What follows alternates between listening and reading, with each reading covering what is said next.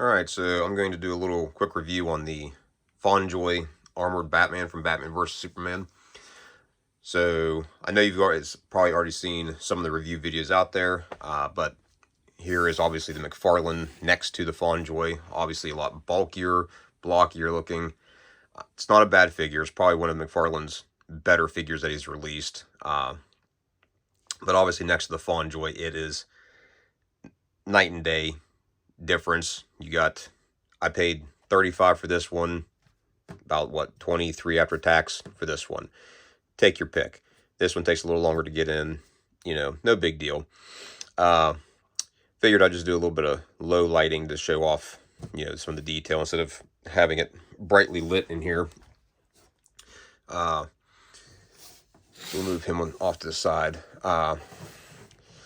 So first things first is the strap is pretty much identical, except this one's removable.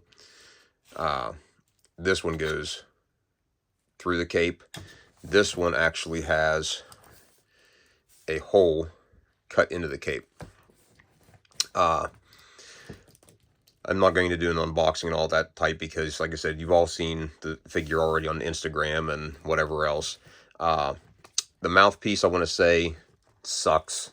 I don't know why FonJoy keeps using the method they use to piece it in there. It's got like that little T-block. So I glued mine in because it just kept popping out nonstop. But excellent detail. You can tell the mouth is Affleck. One thing I wanted to show you while I'm taking this off is the suit underneath. Well, just the chest part. This actually just clips together in the back. The chest underneath is, I'm not going to say it's the Justice League Batman torso, but it may be. I think it's made purposely just for this one.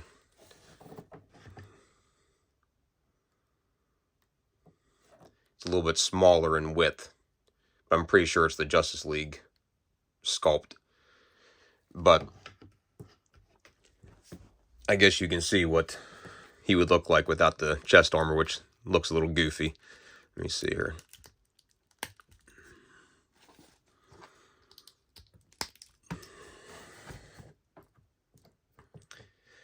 But I just wanted to show that because it's a nice little detail.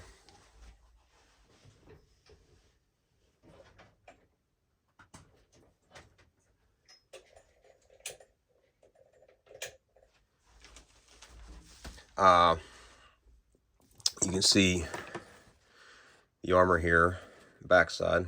Sorry, I turned on another light. The cape is nice. It's a nice material. And it's pleated here on a couple of seams. Try to show you some of the accessories real quick.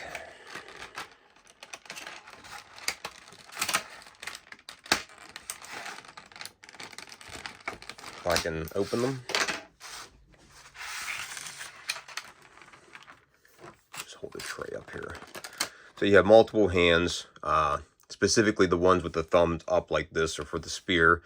Then you have one for the grenade launcher with the trigger finger, and a couple fists. You have the extra mouthpiece that has the mouth kind of, I wouldn't call it a grimace, just open a little bit, if I can get it out of there. Didn't like this one in the figure, so that's why I glued the other one in. You have one of the M2403 grenades, kryptonite grenades, that are for that.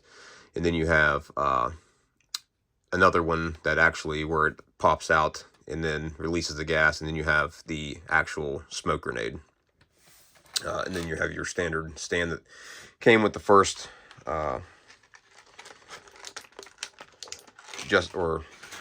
FonJoy Batman.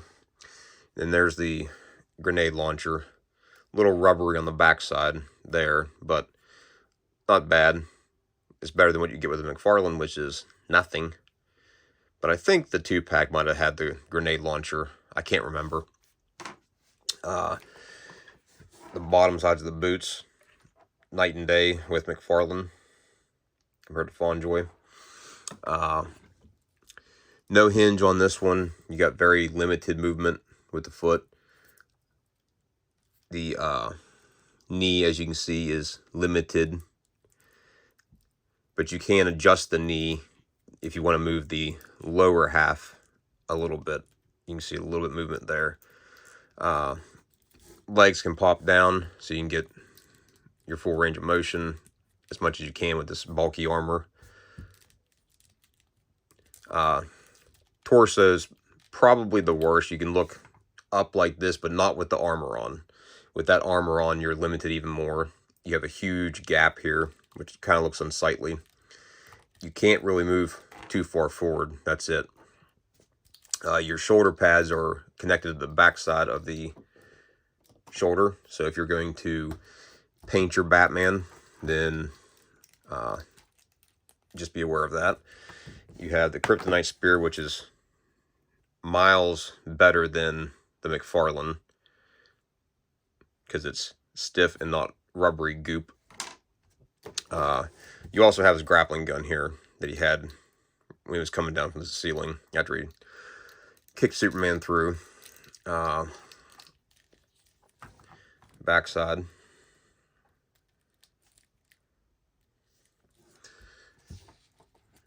And then you do have, kind of like McFarlane, you have these little caps here that are similar to the butterfly joints in McFarlane.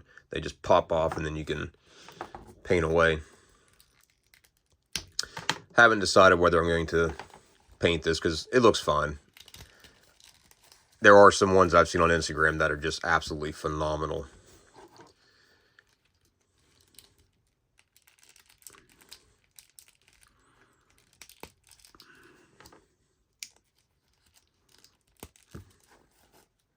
And the bottom part of the cowl here is a separate piece too that can pop off as well.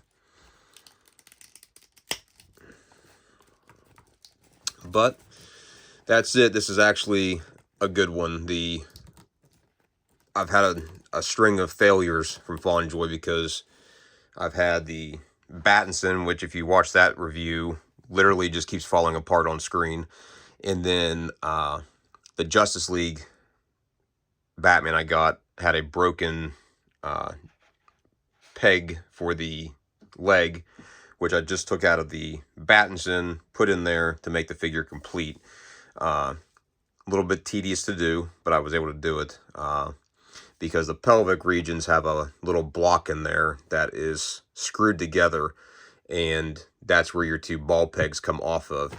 And right now I have somebody making 3D printing new ones for the Battinson, so that way there'll be all new parts for the figures, especially I don't know if so the inside of the legs here, there's an insert that goes down into the leg, and that's what was broke on my Battinson, aside from one of the pegs inside the on the pelvic block. So he's designing all new ones and making them out of a harder resin, and hopefully they'll be available through him if anyone else had an issue with FonJoys, because they should be universally fit into all the figures.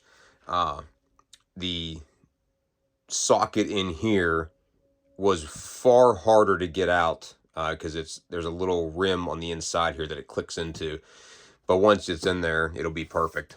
But I'll keep you updated on the Battinson figure. Leave a comment below, leave a like. If not, leave a thumbs down. It's up to you. Like, subscribe. Thanks.